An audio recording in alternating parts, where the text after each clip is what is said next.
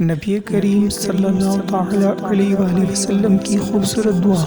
نبی کریم صلی اللہ تعالی علیہ وسلم یہ دعا فرمایا کرتے تھے، اللہم انی اعوذ بک من الفقر والقلت والذلت واعوذ بک من ان اظلم او اظلم۔